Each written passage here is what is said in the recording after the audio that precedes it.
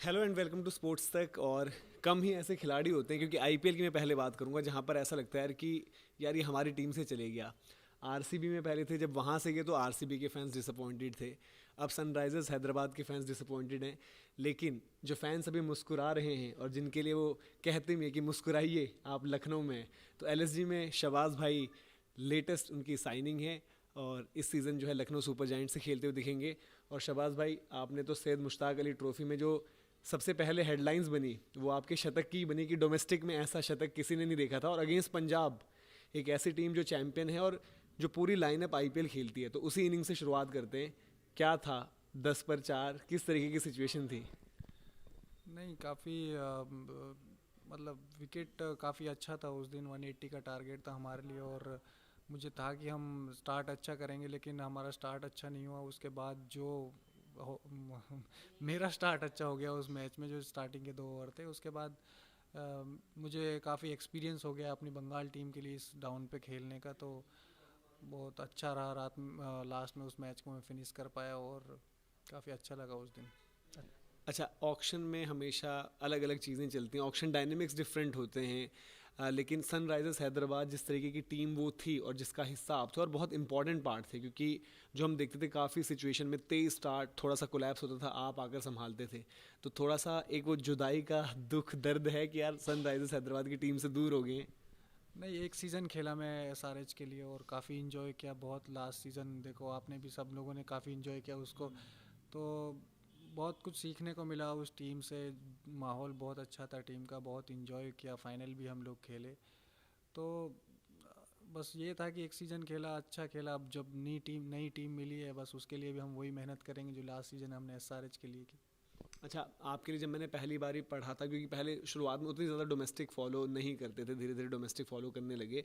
तो जब कर रहे थे तो देन आपकी जब ज़बरदस्त परफॉर्मेंस आई थी, फाइनल में आपकी टीम पहुंची थी बंगाल, तो वहाँ पर आर्टिकल आया था कि बंगाल का बेन स्टोक्स।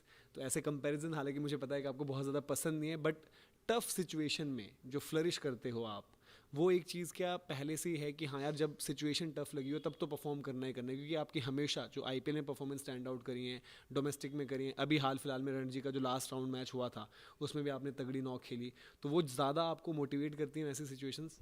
नहीं, काफ़ी मुझे जो 19 से मेरा जो करियर स्टार्ट हुआ, तो हमारे कोच थे। तो उस टाइम से ही मेरा जो डाउन बना बंगाल के लिए, वो मैं स्टार्टिंग में क्लब क्रिकेट के लिए 1 डाउन या फिर सेकंड डाउन खेलता था, लेकिन बंगाल में जब मेरी जगह बनी तो वो 7 नंबर पे बनी। और उस टाइम पे सिचुएशन ही ऐसी आती थी, ज़्यादा टाइम मैच जिताने वाली सिचुएशन आती थी कि वहाँ से मैं अकेला मैच जिता सकता हूँ टीम प्लेयर्स के साथ मिलके। तो कुछ इनिंग्स आई, वहाँ से मुझे कॉन्फिडेंस मिला, मोटिवेशन मिला कि हाँ मैं ये कर सकता हूँ, क्योंकि उससे पहले वो सब सिचुएशन मुझे मिलती नहीं थी इतनी क्लब क्रिकेट में। तो वहाँ से धीरे धीरे एक्सपीरियंस हुआ। तो अब उस चीज़ को मैंने अभी अपना वो मान लिया है कि मेरा मतलब मैं यही करना है मुझे, और उस चीज़ का एक्सपीरियंस हो गया है अभी। तो मैं इंजॉय करता हूँ इस सिचुएशन को। इस टाइप की सिचुएशन आती है तो मुझे इतना सोचना नहीं पड़ता है, एक एक्सपीरियंस हो गया है तो वही मैं इंजॉय करता हूँ। आईपीएल में भी उस टाइप का ही आजकल हो गया है। तो वही है कि बस डे बाय डे जब ऐसी सिचुएशन आती है तो मुझे अब इंजॉय करता है और मैं ज़्यादा प्रेशर नहीं लेता हूँ इसका। अच्छा, सनराइजर्स हैदराबाद में परफॉर्मेंस तो हम सब ने देख ही रखी थी, माहौल क्या होता था उस टीम का? क्योंकि जो हम बैटिंग देखते थे वो तो ऐसा लगता था कि भाई साहब ओपन नेट चल रहे हैं, जाओ और तुड़ाई करो, मचा दो तबाही। क्या माहौल था, क्या मैसेज होता था? पैट कमिंस, डैन विटोरी वहाँ पर सपोर्ट स्टाफ को लीड करते थे, कैप्टन पैट कमिंस थे, तो किस तरीके की कम्युनिकेशन होती थी? क्योंकि पैट कमिंस के बारे में लीडरशिप को लेकर भी बहुत ज़्यादा चर्चा होती है। नहीं, उनका जैसे ही स्टार्ट हुआ था सीज़न, नई फ्रेंचाइजी थी, मुझे इतना कुछ पता नहीं था। जैसा फर्स्ट मीटिंग हुआ था उसी में पैट कमिंस ने और कोच ने यही बोला था कि take down the power play. तो फिर जो अभिषेक शर्मा और ट्रेविस हेड ने किया, मतलब इतना उम्मीद नहीं था कि ये सब भी हो सकता है। हम लोगों को भी वो सरप्राइज़ था। एक मैच में उन्होंने, दिल्ली में एक मैच चल रहा था, पावर प्ले में 125 उन्होंने लगा दिए। तो उस दिन हम लोग भी सरप्राइज थे कि ये सच में, मतलब ये हो रहा है कि ऐसे हो सकता है, ये पॉसिबल है कि नहीं है। तो प्लानिंग तो यही थी, जो आप लोगों ने देखा, हमने जो सब इंजॉय किया, लेकिन ऐसे हो सकता है, पॉसिबल हो सकता है, वो हमने ऑन फील्ड ही देखा। तो इन्जॉय तो बहुत किया। उम्मीद करता हूँ कि आगे आने वाली टीम भी हमारी कुछ ऐसा ही कुछ नया करेगी और हम ऐसे ही कुछ सरप्राइजेस दें फैंस के लिए भी और ट्रॉफी जीतें। अच्छा, आपके लिए क्योंकि डैनियल विटोरी वहाँ पर मौजूद थे, top class left arm spinner, तो उनके साथ इंटरेक्शन कुछ हेल्प करी गेम को समझने में या उनसे कुछ सीखने को आपको मिला हो? नहीं, काफ़ी काफ़ी उन्होंने मुझे बोला, बस उनका मेन यही रहता था जब भी मैं बॉल डालता था कि वो बस मुझे मोटिवेट करते थे कि प्रेशर सिचुएशन में घबराना नहीं है और अपना खुल के बॉल डालना है, और जो भी अपने इंस्टिंक्ट को बैक करना है तुमको। और इसी वजह से आप लोगों ने देखा कि सेमीफाइनल जो मैच हुआ था उन्होंने मुझे एज ए इम्पैक्ट प्लेयर लिया था, क्योंकि चेन्नई की विकेट पे एक स्पिनर चाहिए होता था, बट हमारा बैटिंग उस टाइम पे वो नहीं चला था, तो उन्हें और हमारा बात हुआ था कि ये स्पिनरों का विकेट है। तो यही सब उन्होंने काफ़ी पूरा थ्रू आउट द सीज़न काफ़ी अच्छा रहा उनके साथ बॉन्डिंग। अच्छा, वो मैच तो मैं भूल नहीं सकता क्योंकि अगेंस्ट राजस्थान था और मैं राजस्थान को सपोर्ट करता हूँ, तो हमें लग रहा था यार कि ये क्या हो गया मुसीबत। बट आपसे मैच के बाद भी बात हुई थी और बड़े खुश थे आप। तो जब नेट्स में बॉल डालते थे ट्रेविस हेड को, अमूमन ये एक परसेप्शन रहता है कि ओवरसीज़ प्लेयर स्पिन के अगेंस्ट अच्छे नहीं रहते, तो ट्रेविस हेड उनका गेम देखकर लगता है कि यार कि टेक्निकली उतने शायद मजबूत नहीं है बट स्कोर करते हैं डिफिकल्ट सिचुएशन में। तो आप कैसे एनालाइज करते हैं उनका गेम, या फिर जो आपने अभिषेक के साथ नेट्स में देखा, क्लास इन स्पिन के वर्ल्ड क्लास बैटर माने जाते हैं, तो इन तीनों बल्लेबाजों की अगर आप बात करें क्या चैलेंजेस लगते थे नेट्स में? देखो, ट्रेविस को इतना बॉल नहीं डाला नेट्स में, लेकिन अभिषेक और क्लासन को बॉल डालना बहुत बहुत मुश्किल होता है नेट्स में, क्योंकि वो किसी भी आपकी अच्छी बॉल को भी हिट कर सकते हैं बाहर। और क्लासन तो मतलब इतना डेंजर प्लेयर है स्पिन के अगेंस्ट, मैंने देखा नहीं है आज तक। तो चैलेंजेस तो थे उनके अगेंस्ट, बट खुशी इस बात की थी कि वो मैच में भी ऐसा ही करते थे जैसा वो नेट में करते थे। तो अच्छा लगा उनका उनका बैटिंग देख के। चैलेंजेस तो उनको सीखने को भी मिलता है कि इन लोगों के अगेंस्ट अगर आप अच्छा बॉल डाल पा रहे हो नेट में भी, प्रैक्टिस में भी, तो आपको कॉन्फिडेंस मिलता है कि आप किसी भी प्लेयर के सामने अच्छी बॉल डाल सकते हो, किसी भी सिचुएशन में डाल सकते हो। काफ़ी इन्जॉय किया उनसे। अच्छा, आपकी भी हमने देखा कि बैटिंग में पहले लिमिटेड अपॉर्चुनिटीज़ मिलती थी, लेकिन यहाँ पर आपको अच्छा कभी कभी जब ठीक है रन्स लग जाते थे बोर्ड पर बट कोलैप्स की सिचुएशन में आप आते थे, तो आपकी बैटिंग की डायमेंशंस हमने देखी। तो उसमें कितना क्रेडिट आप देना चाहेंगे डोमेस्टिक क्रिकेट को और रेड बॉल क्रिकेट को, क्योंकि आपकी बैटिंग में वो फेजेस देखे हैं, सर्वाइवल, फिर देन पार्टनरशिप फ्लरिश करना और फिर देन ऑल आउट अटैक। बिल्कुल, डोमेस्टिक क्रिकेट में ख़ास तौर से रणजी ट्रॉफी में जिस डाउन पे मैं खेलता हूँ, इतने चैलेंजेस मिलते हैं, डिफरेंट सरफेस मिलते हैं, टर्निंग ट्रैक मिलते हैं, कभी ग्रीन विकेट जो हम ज़्यादातर ईडन गार्डन में देखेंगे तो सबसे ज़्यादा चैलेंजिंग विकेट ईडन गार्डन का है। तो यही सब चैलेंजेस डे बाय डे ख़ास तौर से रणजी ट्रॉफी में मिलते हैं, जो उनसे काफ़ी सीखने को मिलता है। और वो अगर आप रणजी ट्रॉफी में कर पा रहे हो तो आपको वो जो मेंटल प्रेशर जो होता है वो T20 में इतना उस वो उससे कम कम लगता है आपको। तो उसी से मैं सीखता हूँ, और मुझे मुझे इस डाउन अब ये सब करने का एक्सपीरियंस हो चुका है, तो अब मैं इस चीज़ को भी इंजॉय करने लगा हूँ T20 में भी। अच्छा, आप मेवात से आते हैं, देन आप क्रिकेट के लिए गए बंगाल, सिमिलर हम कह सकते हैं आकाशदीप की जर्नी रही, मुकेश कुमार की जर्नी रही, मोहम्मद शमी की भी जर्नी रही, अभिमन्यु ईश्वरन है, तो आप इसमें जो क्रिकेट एसोसिएशन ऑफ बंगाल, अपनी जो आपकी जर्नी रही और जो इन खिलाड़ियों की भी रही है, कि कितना ट्रांसपेरेंट इनका सिस्टम रहा है कि जो आप डिवीजन क्रिकेट खेलते हो, क्लब क्रिकेट खेलते हो और वहाँ से परफॉर्मेंस को रिवॉर्ड किया जाता है और देन आगे बढ़ते हैं, तो लगता था कभी मेवात में लगता था कि यार कहीं क्रिकेट पता नहीं छूट ना जाए, और फिर देन जो स्विच किया आपने उसके बाद अपनी जर्नी और क्रिकेट एसोसिएशन ऑफ बंगाल को कैसे देखते हैं?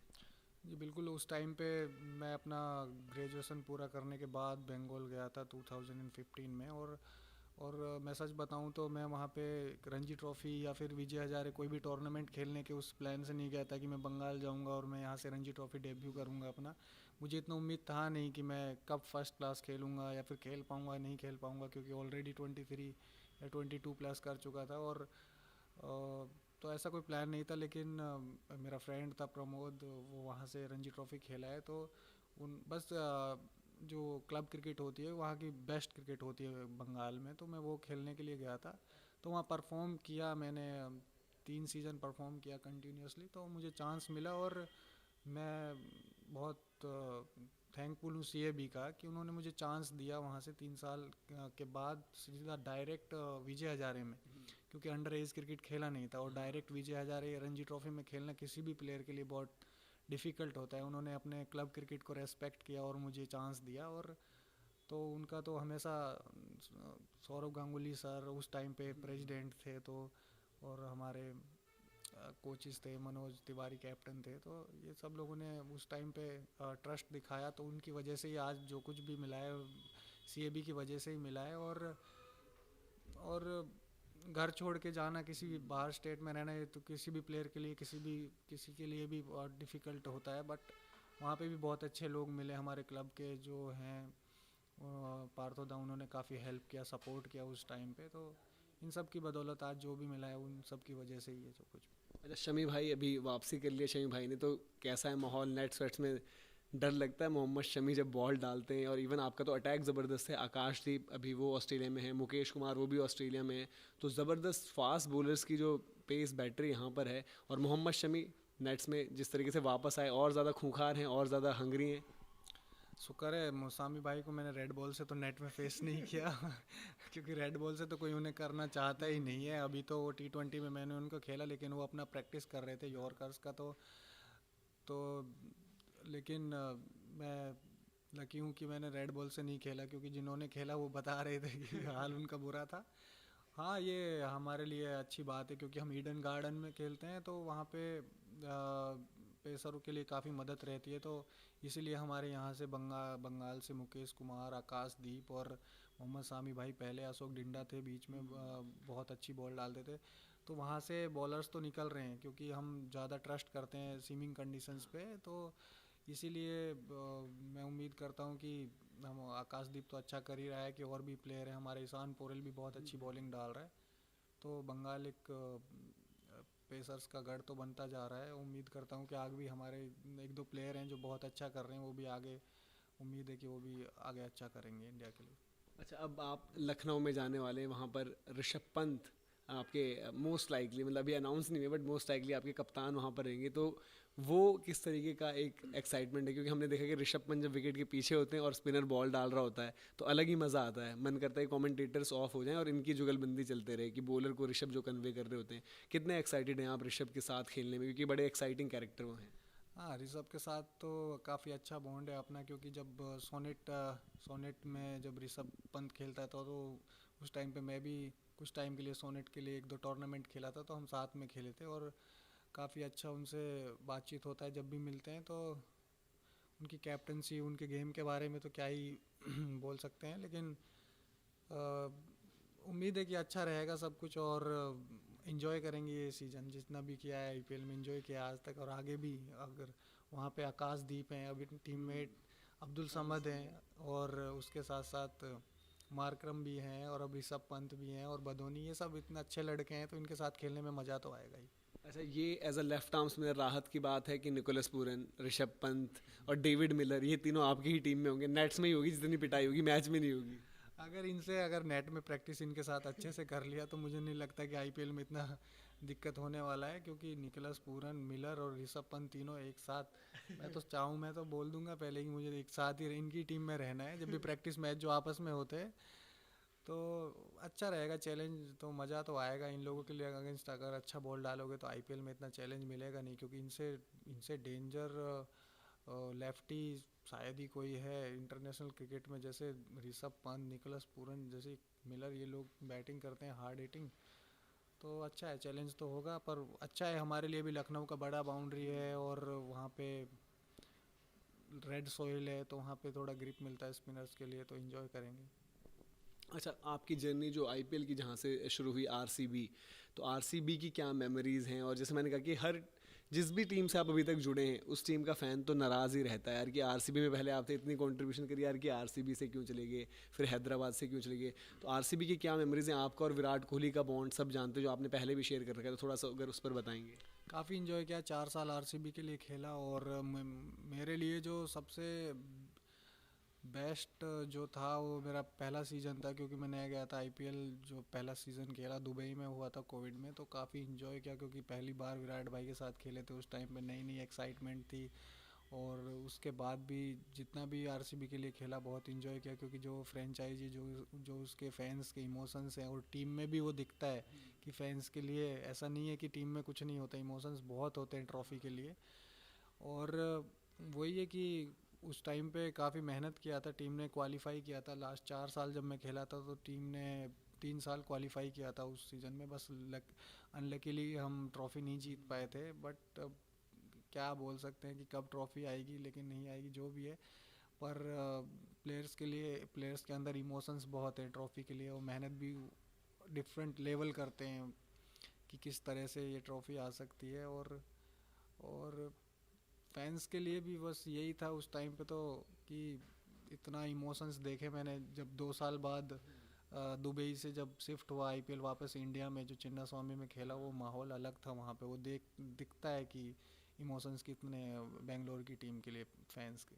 अच्छा, विराट की जब हम बात करते हैं तो अब तो खैर बहुत ज़्यादा दिखता है कोई यंगस्टर्स के साथ जिस तरीके का माहौल रहता है। हमने हाल फिल्म देखा था, रिंकू के साथ बड़े वो विजुअल्स वायरल हुए थे। तो मज़े लेते हैं विराट भी अपने यंगस्टर से, प्रैंक वगैरह करते हैं, किस तरीके से कंफर्टेबल कैसे करते हैं वो प्लेयर्स को? कंफर्टेबल तो उनके साथ हर कोई रहता है, वो तो बस वो ग्राउंड में जो दिखता है वो उससे तो बहुत बहुत ज़्यादा काइंड और सॉफ्ट हैं। और वो ज़्यादातर जो हंसी मजाक करने वाले जो लड़के होते हैं उनसे ही ज़्यादा वो फ्रैंक रहते हैं, जो अपने नॉर्थ साइड वालों से ज़्यादा रहते हैं, क्योंकि वो उन जो वाइब मैच हो जाती है। तो वही है कि जैसे रिंकू हो गया, मैं हो गया, अनुज रावत, और मैं उनको बहुत ज़्यादा उनसे मज़े लेते थे, जो भी है वो भी मज़े लेते थे सब सही।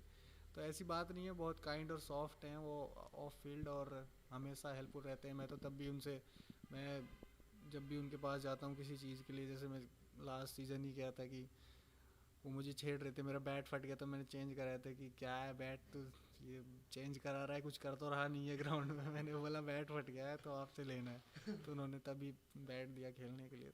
तो हमेशा ही वो रहते हैं, अगर उनके पास जाते हैं तो हमेशा हेल्पफुल है। विराट बल्ले मतलब सबको ही बांट रहे हैं। सबको नहीं ना, हिम्मत नहीं होती है लोगों की उनके पास जाके बैट मांगने की, लेकिन जिसकी हो जाती है, जिनसे उनका अच्छा अच्छा बॉन्ड है, तो मुझे अब ये नहीं बोल रहा कि इंटरव्यू में बोल दूंगा कि हर किसी को बैट दे दे तो उनके लिए प्रॉब्लम हो जाएगी, लेकिन वो हमेशा जितना भी उनसे होता है वो करते हैं। हाँ। अच्छा, आप इंडिया भी खेल चुके हैं और इंडिया जो बांग्लादेश में सीरीज़ हुई थी, हालांकि अनफॉर्चुनेटली रिजल्ट उतना बेहतर नहीं रहा था, तो रोहित शर्मा कैप्टन थे। तो रोहित द कैप्टन किस तरीके से आपने देखे, क्या किस तरीके से वो यंगस्टर्स को और पूरी टीम को मोटिवेट करते हैं? और इवन वो जो मैच उसमें उनको इंजरी हो गई थी, बाद में वो बैटिंग करने जाते हैं, तो कुछ आपको याद हो ड्रेसिंग रूम में क्या डिस्कशन था उस टाइम पर? हम, हाँ, उस मैच में उन्होंने बहुत ज़बरदस्त इनिंग खेला था, क्योंकि ऑलरेडी हम एक मैच हार चुके थे वो, तो हमारे लिए वो बहुत क्रूशल मैच था। उनको इंजरी हुआ था और उसके बाद वो बैटिंग करने गए थे कि, और वो इतना डिफ़िकल्ट विकेट था वहाँ पे, तो रन करना बहुत मुश्किल था। और वो मुस्तफ़िज़ुर और उनका एक बॉलर था, स्पिनर्स खास तौर से बहुत ग्रिप कर रहा था वहाँ पे बॉल, लेकिन उन्होंने लास्ट में जाके इतना अच्छा इनिंग खेला। इन दी एंड हम लास्ट बॉल पे मैच और रिजल्ट हमारे फेवर में नहीं आया था, लेकिन जब उनसे बात हुआ, मैं उनके अंडर इतना खेला नहीं था और पहला सीरीज़ था मेरा, तो मैं खुद नर्वस था कि पता नहीं क्या होगा। और मेन टीम था, उससे पहले मैं भी खेला था, लेकिन वो हमारा उसमें रोहित भाई, विराट भाई, ये सब नहीं थे। तो जिस जिस काइंडली वो जो सॉफ्टली जो बात करते हैं, तो उनके अंडर कोई, मुझे तो इतना प्रेशर फील ही नहीं हुआ है। मैं एक ही मैच खेला, बट बहुत बहुत अच्छा लगा, बहुत इन्जॉय किया उनके अंदर। और बहुत वो सॉफ्टली समझाते हैं, अगर प्रेशर में अगर कुछ ऊपर नीचे हो जाता है तो वो बहुत ही प्यार से बात करते हैं और समझाते हैं कि ये कर सकते हैं, वो कर सकते हैं। तो ऐसा मुझे प्रेशर फील होता नहीं, मुझे लगता है किसी भी प्लेयर के लिए, क्योंकि उस मैच में मुझे याद आ रहा है मेरे साथ साथ कुलदीप सेन का भी शायद डेब्यू था, तो मैं इनफील्ड ही था। तो उसका भी बॉल थोड़ा नहीं गिर रहा था, तो मैं देख रहा था कि उनको कैसे वो डील कर रहे थे। तो बहुत अच्छा लगा मुझे कि अगर इस टाइप से डील करेंगे तो किसी प्लेयर को प्रेशर फील ही नहीं होगा। तो इसलिए शायद सारे लड़के ही अच्छे करते हैं, सारे प्लेयर ही अच्छे करते हैं उनके अंदर। और इसलिए शायद रोहित को कहा भी जाता है बॉलर्स कैप्टन, क्योंकि जितनी भी बात हुई है उसके अलावा एक आईपीएल में हर किसी यंगस्टर की वो मेमोरीज में कलेक्शन रहता है कि एम एस धोनी से मेरा इंटरेक्शन, एम एस धोनी से मेरी क्या बात हुई। तो आपका क्या था एम एस धोनी से जो पहला इंटरेक्शन रहा या जो भी बात हो पाई? मैं धोनी भाई से डायरेक्टली जाके कुछ नहीं पूछा, लेकिन इतना वो हुआ नहीं। लेकिन जब भी कोई किसी के साथ कोई उनसे जाके बात करता था, तो मैं साइड में जाके सुना, तो वो बस एक ही बात बोलते हैं कि अपना प्रैक्टिस में पूरा ध्यान लगाओ, और जितना ज़्यादा आप एक्स्ट्रा कर सकते हो प्रैक्टिस में, एक्स्ट्रा चीज़ें ट्राई कर सकते हो। एक्स्ट्रा मतलब ज़्यादा प्रैक्टिस नहीं, मतलब कितनी चीज़ें ट्राई कर सकते हो। अगर आप ट्राई करोगे तो आप शायद सीख सकते हो, अगर आप ट्राई नहीं करोगे तो शायद आप लाइफ टाइम कभी सीख नहीं सकते हो।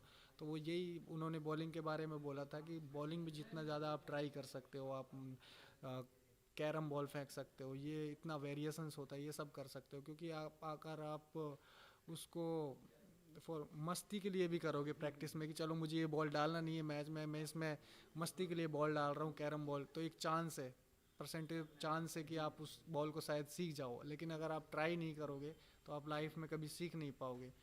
तो ये सब बातें बड़ी बातें होती है। अगर कोई प्लेयर अगर सच में इनको अप्लाई करे तो चांसेस तो यही है सीखने के। तो ये सब बातें वो बोले थे उस टाइम पे एक बार जब उनसे बात हुआ था। तो वही है कि वो रेगुलरली प्लेयरों को समझाते रहते हैं उनके बिहाफ पे। उनका वो हमेशा किसी भी प्लेयर को जाके एक जैसी बातें नहीं बोलते हैं। एक बार मेरे गेम के बारे में मैं सुन ही रहा था तो मैंने बोला भैया क्या कर सकते हो, तो उन्होंने मेरे गेम के बारे में ही मुझे बताया। ऐसा नहीं कि किसी और चीज़ के बारे में बोला कि तुम्हारा गेम ऐसा है तुम ऐसा कर सकते हो। और मुझे सच में वो मैंने कहा हाँ ये बात बिल्कुल सही है। तो वही है कि काफ़ी सीखने को मिलता है। वो लकी लोग हैं जो उनके साथ ड्रेसिंग रूम शेयर करते, जो उनके आसपास रहते हैं, उनसे तो सीखने का पूरा बहुत कुछ सीखने को मिल सकता है। और अब जो अगला सीज़न जो आईपीएल का आएगा ऑब्वियसली, क्योंकि आप लखनऊ की टीम में जा रहे हैं, एक्सपेक्ट कर रहे हैं ऑब्वियसली चीज़ें वहाँ पर डिफरेंटली जो भी मैनेजमेंट तय करेगी वो होगा। लेकिन जो एक तरीके से कुणाल पांड्या की भूमिका रहती थी कि ओवर्स गेंद से फिर बल्ले से यूज़फुल कॉन्ट्रीब्यूशंस, तो उस चैलेंज के लिए कितने तैयार हैं? और क्या कुछ आपकी भी एक ऐसा रहता है कि जैसे बल्लेबाजी पर बड़ा काम करना पड़ा होगा, क्योंकि in terms of power hitting, six hitting जो आईपीएल अब चेंज हो गई है, तो कैसे कर रहे हैं तैयारियाँ? तैयारी तो अभी तो ये टूर्नामेंट चल रहा है। लेकिन अगर बीच में हमको रणजी ट्रॉफी फिर से एक और फेज आ जाएगा विजय हजारे के बाद, उसके बाद मैंने बात किया था अभी समझ से कि हम क्या प्लानिंग कर सकते हैं। क्योंकि लखनऊ में रेड सॉइल विकेट है और रेड सॉइल पे किस तरह से बॉलिंग हो सकती है और किस तरह से बैटिंग में उस डाउन पे जो हमको मिलने वाला है, तो हम क्या क्या वहाँ पे कर सकते हैं। तो ये पूरा सोचा है और उम्मीद करता हूँ कि उस टाइम में अगर हमको टाइम मिलता है तो उसमें हम अपने आप को बेटर करने की कोशिश करेंगे और नई चीज़ों को सीख के जाएंगे, ताकि हमको इस नेक्स्ट आईपीएल में इजी हो परफॉर्म करना। और हम जो हमने आज तक अपनी एबिलिटी पे परफॉर्म किया है उससे हम बेटर कर सके ताकि हमारी टीम जीत सके। अच्छा, आपकी जो अब तक की टीम्स रही हैं, जैसे कि आरसीबी रही, एसआरएच रही, बंगाल की आपकी टीम है, इंडिया भी जो आप खेले, तो अभी तक मतलब ऑब्वियसली इंडिया हम चाहेंगे आप और ज़्यादा खेलें और रिप्रेजेंट करें। अभी तक जो आपका एक बडी बना, आपकी बेस्ट फ्रेंड टाइप यार, कि उसके साथ मज़ा, चाहे वो आरसीबी की बात हो, एसआरएच, बंगाल और देन इंडिया में जो टाइम स्पेंड किया, कौन थे आपके बेस्ट मेट वहाँ पर जिनके साथ होता है कि चलो यार थोड़ा सा चाय पीने चलते हैं, घूम के आते हैं, बातें करते हैं बैठ के? बंगाल में अभिमन्यु और आकाशदीप, ये हमेशा से। अब लेकिन दोनों अभी ऑस्ट्रेलिया में, अभी उनका वीडियो कॉल आया था, वहाँ पे भी वो कर रहे हैं मस्ती। तो मैं तो उन्हें मिस कर रहा था यहाँ पे। मैंने कि मैं ये नहीं बोलूँगा तुम यहाँ आ जाओ, तुम रहो वहाँ पे, लेकिन रणजी ट्रॉफी में मिलेंगे नेक्स्ट टाइम। तो ये दोनों बंगाल टीमें मेरे बेस्ट हैं। उसके अलावा भी है लेकिन वो अभी ऑस्ट्रेलिया में। तो आरसीबी में तो आकाशदीप साथ ही था। उसके बाद एसआरएच में समद और उमरान मलिक, इन दोनों के साथ बहुत वो था, लेकिन समद के साथ ज़्यादा है। अब एलएसजी में भी समद आ गया है तो वो तो चलने ही वाला है, और आकाशदीप भी वहाँ पे है, तो वो तो हम बना ही लेंगे अपना कॉम्बिनेशन। उसके अलावा इंडियन टीम में जब मैं था तो वहाँ पे थे जैसे ईशान किशन था, वो तो हमेशा सबका ही फेवरेट होता है। वो अपने आप ही कंफर्टेबल करा देता है सारे प्लेयर को। ईशान किशन था उधर उस टूर पे। उसके अलावा जब हम चाइना गए थे तो ये अर्शदीप, ये भी पाजी मस्त आदमी है। हाँ, तो ये सब लोगों के साथ अच्छा बॉन्ड बना है अभी तक। चलिए, उम्मीद करते हैं आपकी ये बॉन्डिंग भी और आपकी परफॉर्मेंसेस भी सबकी यंगस्टर्स की ऐसी चलते रहे, और बेस्ट विशेस आने वाले टूर्नामेंट्स के लिए। और बहुत बहुत शुक्रिया बात करने का। मैच से जुड़े आपके हर सवाल का हम देंगे जवाब। जानने के लिए हर update, live analysis, special interviews, download कीजिए स्पोर्ट्स तक ऐप।